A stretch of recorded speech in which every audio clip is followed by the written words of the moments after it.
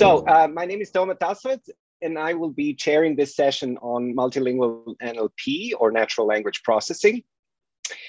And back in the good old days, and I say, I'm one of those people who believe that saying good old days without scare quotes should be legally banned. But back in the 60s or 70s, during the heyday of Chomskyan linguistics, NLP was rule-based. That meant that computer scientists and linguists would get together and figure out rules, a bunch of rules and patterns and exceptions that could be used to describe how language functions.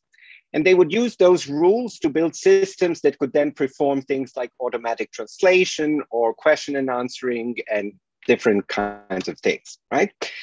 And in a way, I think those old rule-based NLP things made intuitive sense to humanists because all of us, or at least those of us who grew up before the internet, learned languages by learning the rules. And even for languages with ridiculously simple morphology like English, you actually had to learn some rules in order to learn how to speak a language.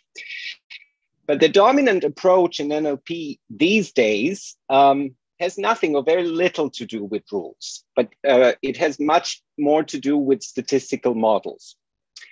And statistical NLP infers rules from existing texts, from existing annotation, translating words into these vectors in very strange spaces. And then these impenetrable models are used to make predictions on new data. As a humanist, I can tell you that there is something profoundly weird and slightly disturbing about this kind of radical dehumanization of the text, but it is a very powerful paradigm and one that I believe humanists should really engage with.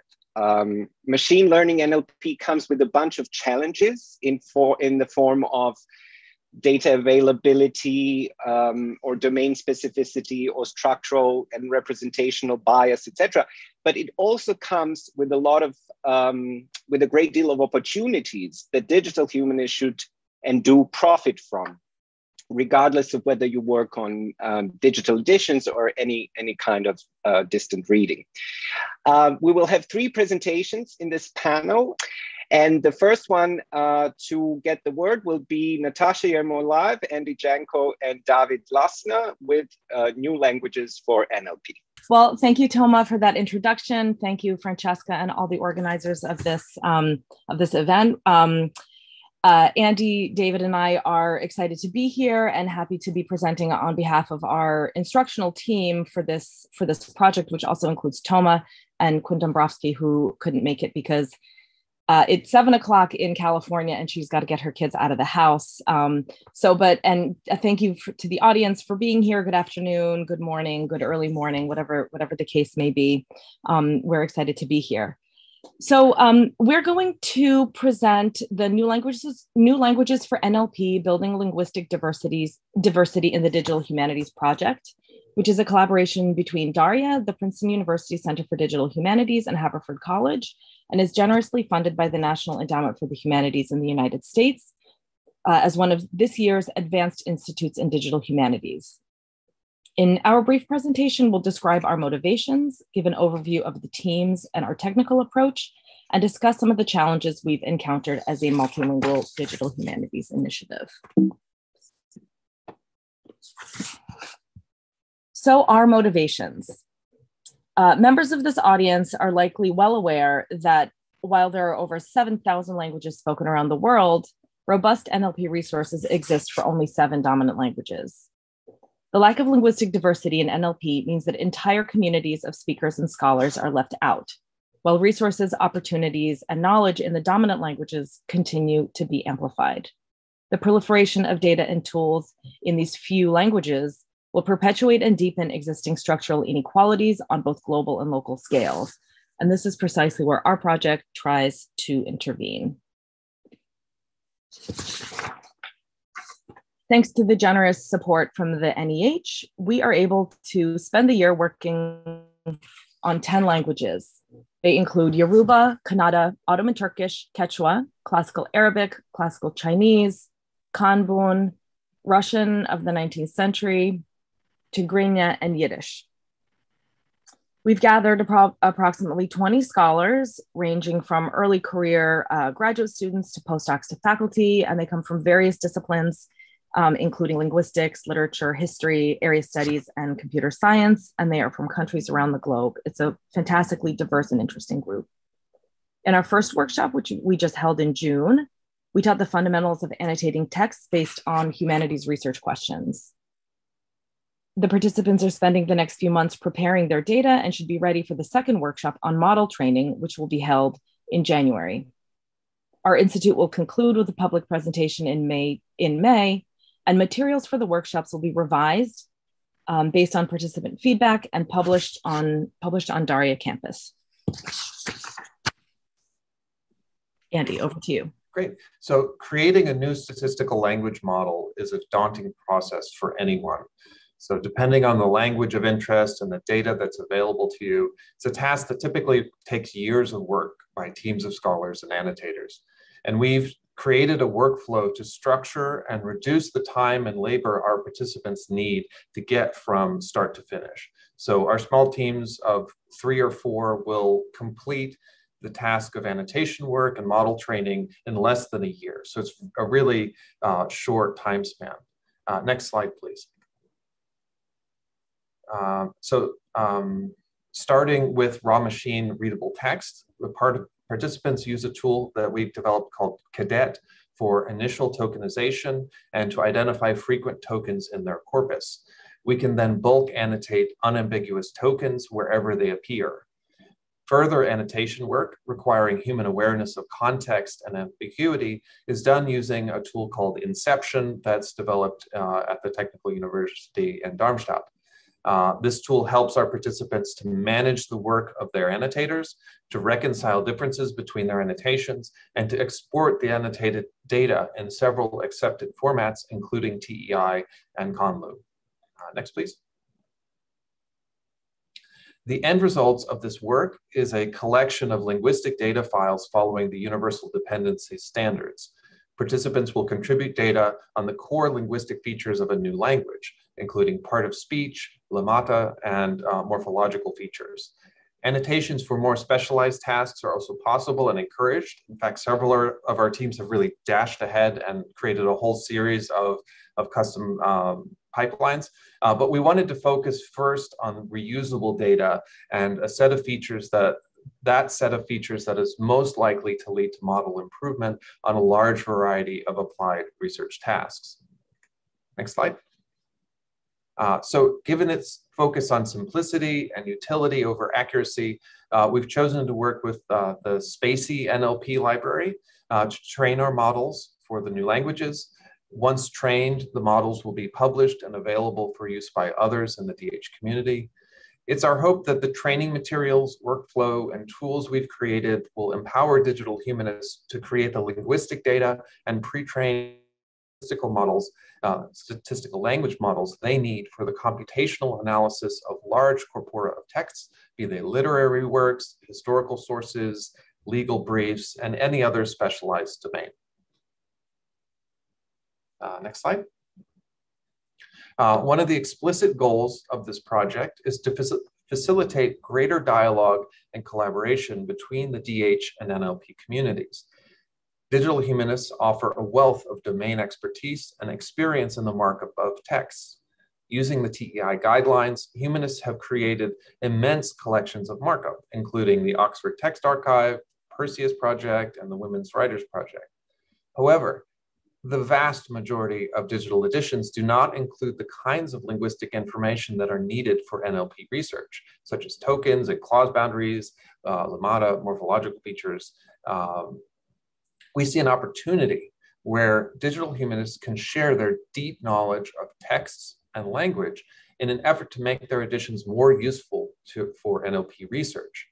DH text markup then becomes an important contribution of linguistic data to researchers working to counter the dominance of modern text crawled from Wikipedia and the web and the homogenization inherent in large language models trained on those texts.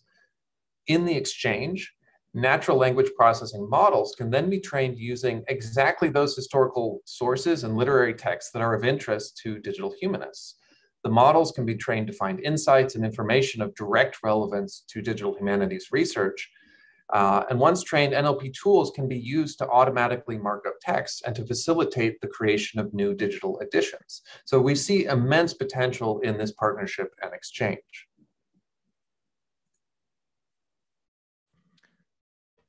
So in this project, we observe challenges on different levels, ranging from very technical to more theoretical ones.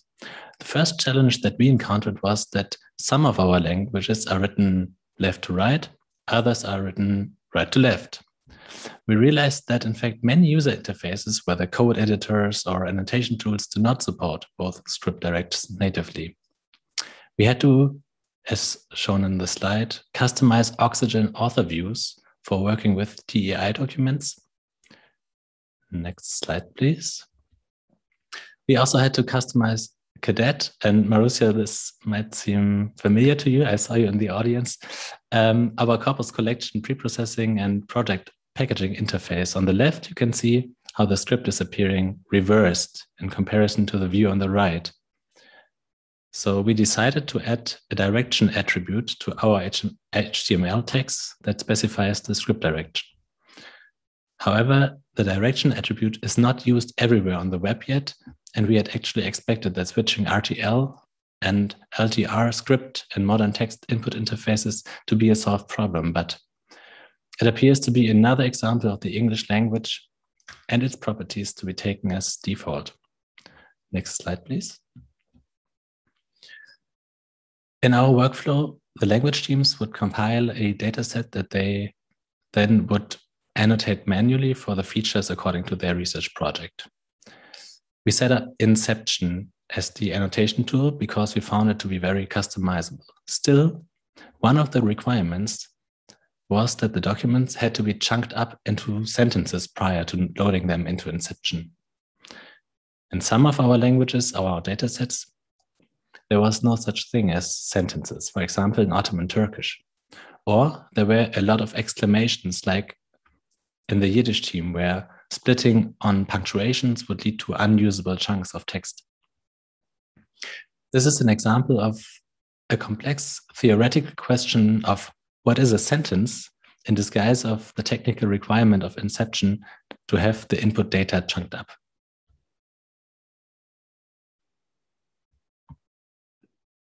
Great, thank you.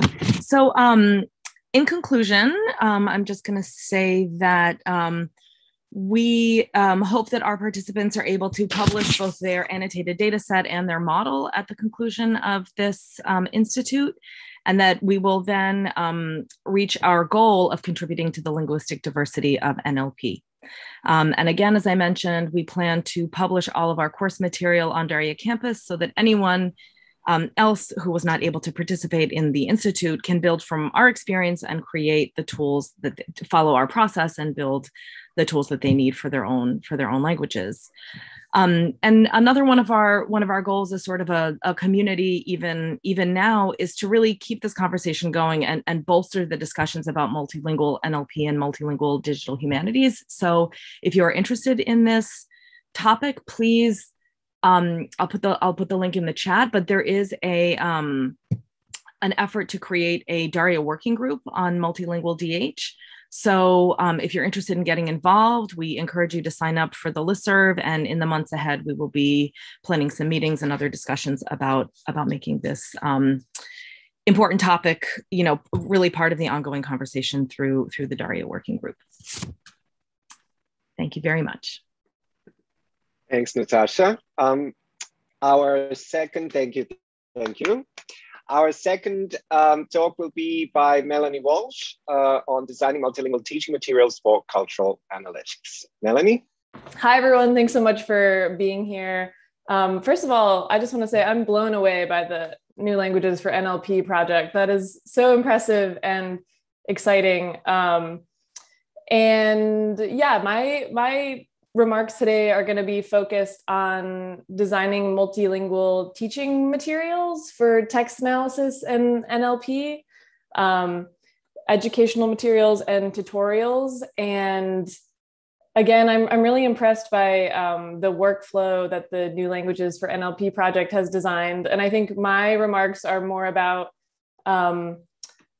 sort of how you adapt English language focused teaching materials without a lot of resources. So I'm not funded by a grant here. And this is a very like practical guide to some of the challenges that I have faced and some of the takeaways that I've taken away from this work. So yeah, my presentation is really oriented around this question of how do you adapt English language text analysis resources to support languages beyond English.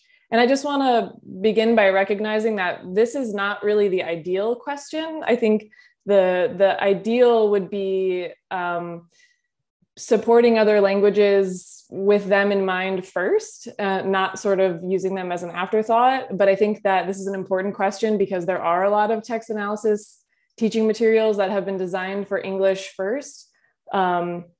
So yeah, I'm just going to speak a little bit about how I came to this question. And I think this story is sort of illuminating for maybe the place that a lot of digital humanities projects, at least in the US and the English language focused ones, might be in. So the reason I came to this question, last year, I designed an online textbook for introducing the programming language Python to students or to anybody who is interested, specifically focusing on people who are in or interested in the humanities and social sciences. So the textbook covers Python, web scraping, text mining, network analysis, and mapping, but I'm really going to focus on the text mining chapter, the text analysis chapter today, which has a lot of crossovers with NLP. So I originally created this resource to support a class that I was teaching at Cornell University for the last 2 years. And again, it was an introduction to Python programming for humanities and social science students who had little to no computational background. And this course was cross-listed not only in information science, which was my home department at the time, but also American Studies and English. And because of this origin, the materials not only focused on English language text, but shamefully, they assumed English language as the default. And I'm going to speak a little bit about how my thinking about this has really changed. But this is the place that I was at when I created these materials. But then a few things started to happen that started to shift my thinking about this English language focus. And one of them was that I shared this resource on social media and on Twitter, and I was pleased that there was a really enthusiastic response, but there were some responses that really surprised me in that people were tweeting about the textbook in other languages. And people were tweeting about the textbook in other countries. And I had not previously thought about people who were interested in other languages using these materials. And yeah, I have, occasionally looked at some analytics for my website, and I have been, again, really surprised that 65% of the users have been coming from outside of the US, and at least about a quarter of them have non-English language settings on their browsers, which doesn't perfectly correlate with people who are interested in languages beyond English. But I think these metrics have, again, really been surprising to me, and really motivated me to be thinking about what I can do to support languages beyond English. And then additionally, even though the course that I designed was for American Studies English students primarily, I had lots of students coming up to me who were explicitly asking about, okay, well, I'm actually really interested in Russian or Burmese. So how do I use these materials that we're learning and apply them to these languages?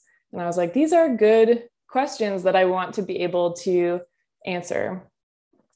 So in the last few months, I have teamed up with Quinn Dombrowski, who's at Stanford, who's amazing and a leading voice in multilingual DH. And this screenshot is Quinn offering to start working with me to try to contribute some multilingual materials to my textbook. So I just wanted to share a few of the questions and takeaways from Quinn and I's collaborative work together, creating some multilingual resources. And I think the three big questions that have come up for us and for me, when you're developing or you're trying to adapt English language text analysis resources for other languages, how do you choose which languages to cover? How do you create the materials if you don't read and speak the languages? And how do you modify the original materials, the English language focused materials, in light of the adaptations? And I'll sort of answer these questions in reverse order, because I think the last question to answer, I have a very basic, but I think important answer to this, which may be obvious to many of you, but is something that I think I really needed to take to heart. And I think a lot of other digital humanities resources could take to heart as well, which is to always name the languages you're working on. People call this the Bender rule, named after Emily Bender, who's a linguistics professor at UW, actually, which is where I am. But yeah, just starting to think about these multilingual adaptations, I had to go back to my text analysis chapter and materials and recognize that I was just thinking about English as the default, as implicit, and just explicitly saying, these are resources for English languages, and often, adding a sentence, if you're interested in other languages, like, where do you go? What do you do? So again, I think this is like the absolute most basic thing that can be done, but is very important. How do you create materials if you don't read or speak other languages? Collaborate. Again, this is a pretty basic answer, but to me, I think it's been really striking. Like, I absolutely could not have created multilingual resources without the help of Quinn Dombrowski. And in conversations with Quinn, even though Quinn is familiar with many other languages, she has also had to collaborate and communicate with scholars who are studying other languages. For example, we have some resources now to support Chinese language text analysis, and Quinn had to reach out to some Chinese language DH scholars about, what would be a really good text to use in teaching materials that would be, like really fitting with this strain of DH. So I think it really requires collaboration. And I think the internet has been really helpful with trying to connect people in that way. And then lastly, how do you choose which languages to cover? Again, these are like the most practical bullet points for people like me who, are just trying to create materials, but don't have a lot of time or money or resources to do that. I think, first, just assessing the needs of users. The users for me were primarily my students. So I took a survey about, what languages my students were interested in, and that has really driven the work that we've done so far. I haven't mentioned it yet, but we're explicitly supporting Chinese, Dutch, Portuguese, Spanish, and Russian now. But I'll get to that in my third bullet point. Secondly, leaning into the strengths of willing contributors, which again seems like very basic, but I am so grateful that Quinn wanted to collaborate and contribute to this project. And I was like, whatever languages Quinn is excited about and knowledgeable about, like, I think that's a great direction to go into. And I think, again, pretty basic, but important in a practical sense. And then lastly, so even though we're explicitly covering 5 different languages at this point, we tried to be intentional about thinking about how to cluster languages that had similar features in order to provide pathways. So if we were covering one language and not another, but they shared similar features, hopefully someone who was interested in that other language could follow sort of the same pathway. And just to sort of demonstrate what I mean by these pathways. So, you know, I have this text analysis chapter, and we covered different methods, including term frequency, inverse document frequency, topic modeling, named entity recognition, and part of speech tagging. So we tried to think about, you know, what do you need to do to adapt these materials for the different methods? So we sort of split them into two different categories: text analysis methods based on word counts, text analysis methods that were using NLP models that had to be trained on text, like Toma was talking about at the very beginning of this session, and what steps you need to take for those different methods. So I've highlighted the languages that we've focused on, but in addition to that, we also we're trying to understand, okay, so if you're working with a Chinese language text, you need to segment the text. You need to insert white spaces. And so here's a group of languages. If this is something that your language needs, here is like one pathway that you could follow to use these materials. If your language needs to be lemmatized, here's another pathway that you could follow. And then on the finding an NLP model side, this is a little bit reductive, but we have been using Spacey, like the New Languages for NLP project. Spacey is a popular Python NLP library.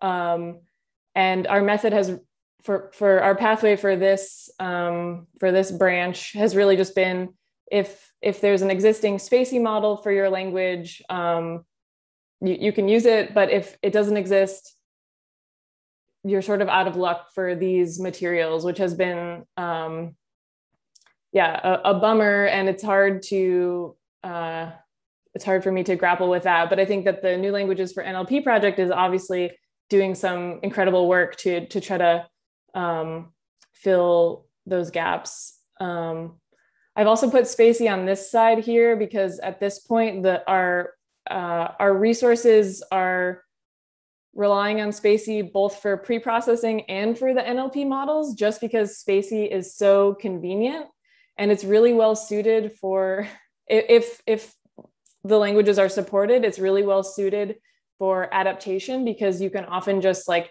swap out one line of code pretty much, because everything else can almost stay the same, but you're just using a different model. And that makes it really good for adapting existing resources. So I think some of the next steps that I've been thinking about with these materials has been actually translating the tutorials into other languages and finding ways to make contributions from willing contributors easier. So creating sort of a meta guide.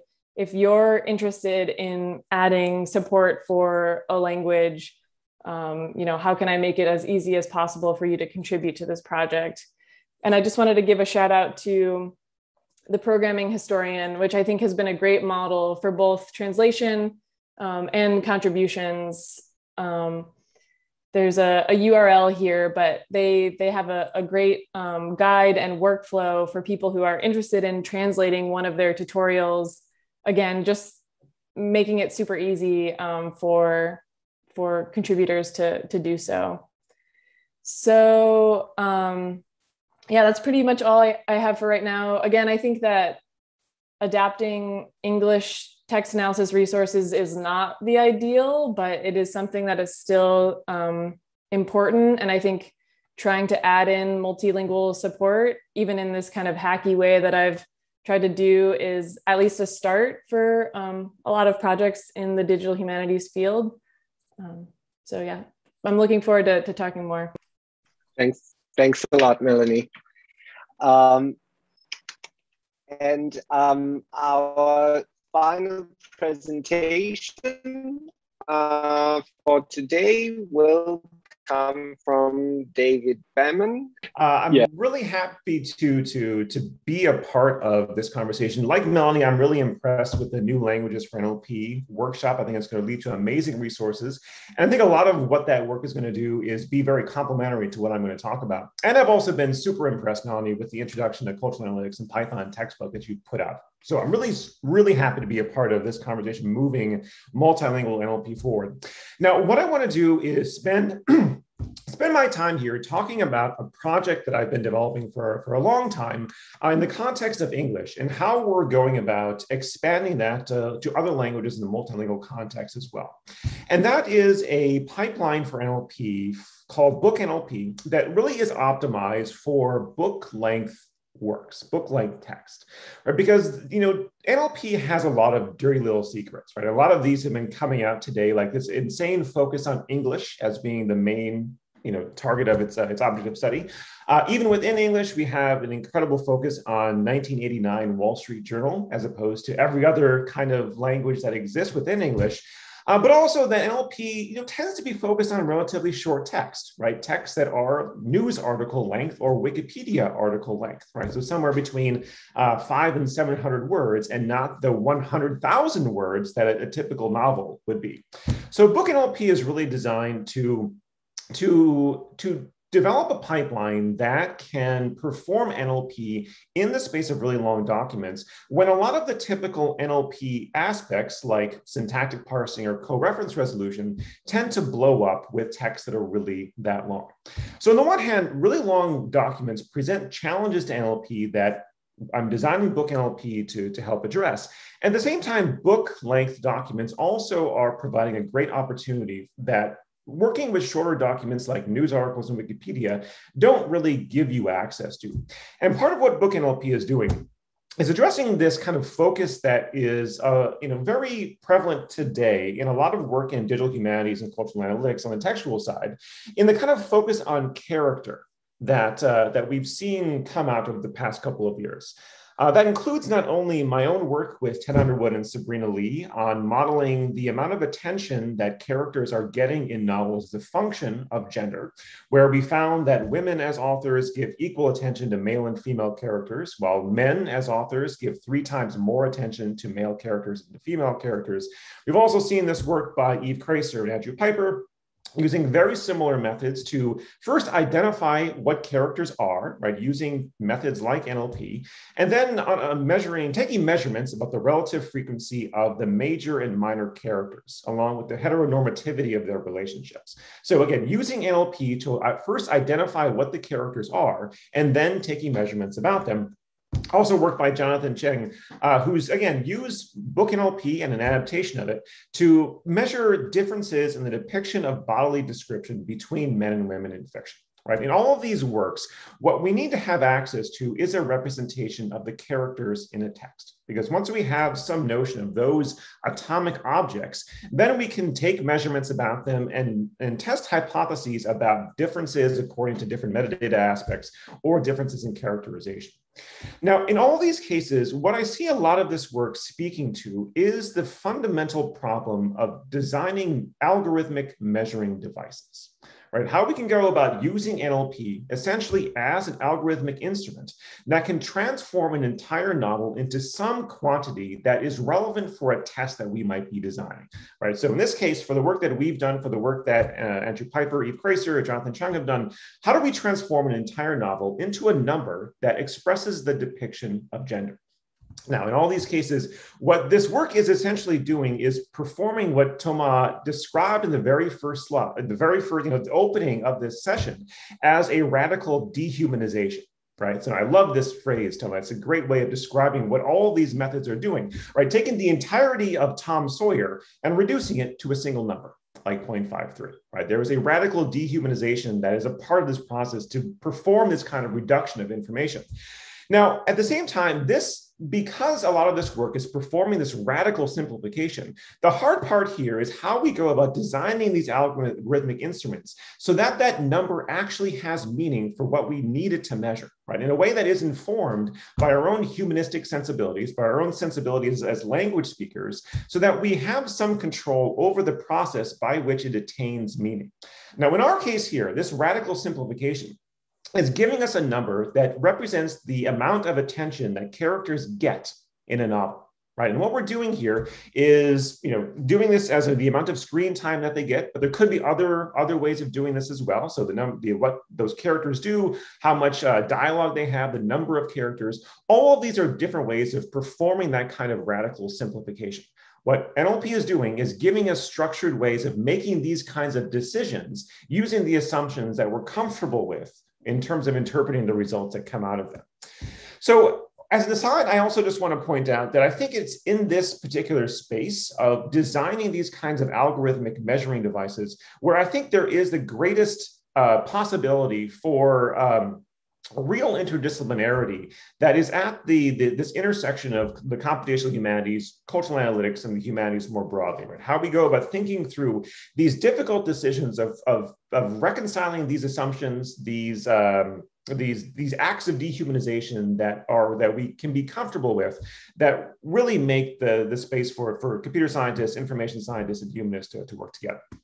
So this is all a sort of segue or an introduction to what book NLP is, right? Because what we need to have software like book NLP and other NLP pipelines for is to take measurements about these kinds of phenomena, right? To act as algorithmic measuring devices. Now, for the study of character, what we need to have is an identification of who the characters are in a book in order to be able to perform these other kinds of acts of measurement. What book NLP does is carrying out an entire NLP pipeline to get us to that point. And that includes performing part of speech tagging, named entity recognition to identify the people, the places, dependency parsing, right, to find out who is doing what to whom, character name clustering, and pronominal anaphora resolution, right, in order to be able to link together the different referring expressions to the unique characters and entities that they refer to, and quotation attribution as well, so that we have a sense about who is speaking which particular text.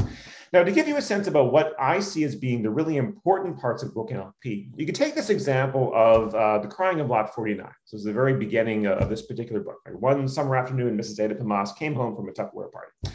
Now, what book NLP is doing is first identifying what who the people are that are being mentioned in this text. Right? That includes names like Mrs. Ada Pamas, also pronouns here too. Now, the book NLP that exists right now doesn't recognize more generic referring expressions like the boy or the husband, but our new version that we're developing does. But once we identify these kind of referring expressions of expressions that refer to people, what the character name clustering step does is group them all together into the unique entities, the unique characters that are present in this book.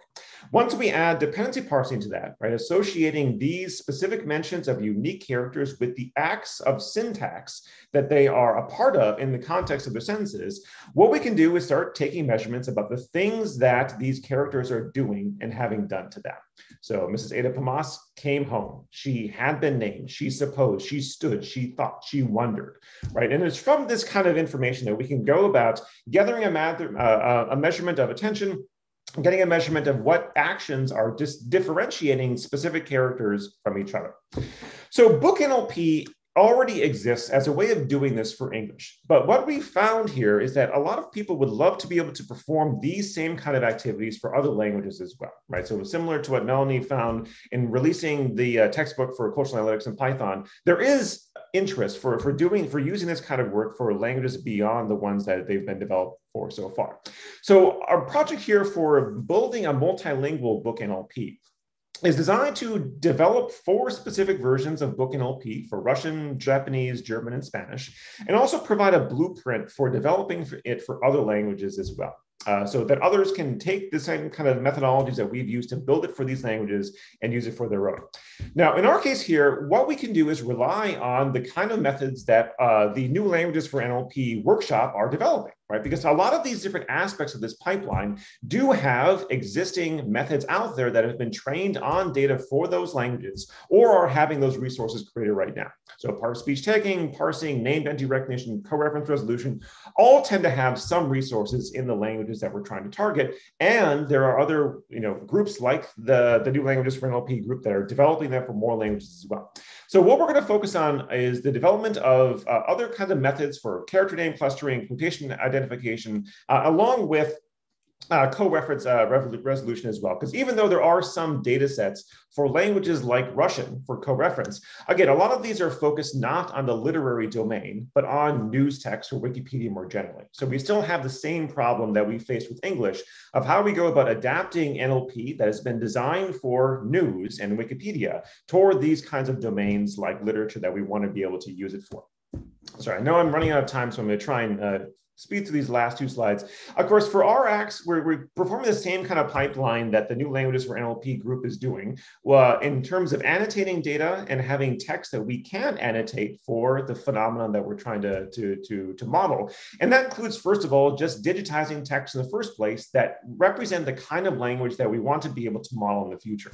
So what this involves is buying books, chopping them up, I'm afraid, and then running them through a scanner and performing OCR to recognize the words that are there. And in some experiments that we've done for Russian, what we found is that Abby Fine Reader, which is one of the best models out there for performing OCR, has a 0.9% word error rate, which accounts for about 2.5 errors per page for OCR. We correct these as we go about annotating them, but keep in mind about what kind of prospect this might have as a methodology for others. And then also, finally, once we have access to these kinds of texts that are digitized, we carry out a similar act in annotation that others are performing as well. We're not using Inception, we use BRAT for the kind of phenomena that we're trying to model, including nested entities and co-reference. We find this to be useful for these kind of particular phenomena. But again, so just to give you a sense about what Book NLP is doing in this multilingual stage, we're digitizing text, annotating them, training new NLP models on the data that we annotate, and incorporating it into the same kind of structure that others can use for performing these kinds of measurements on characters and other phenomena within these languages as well. So.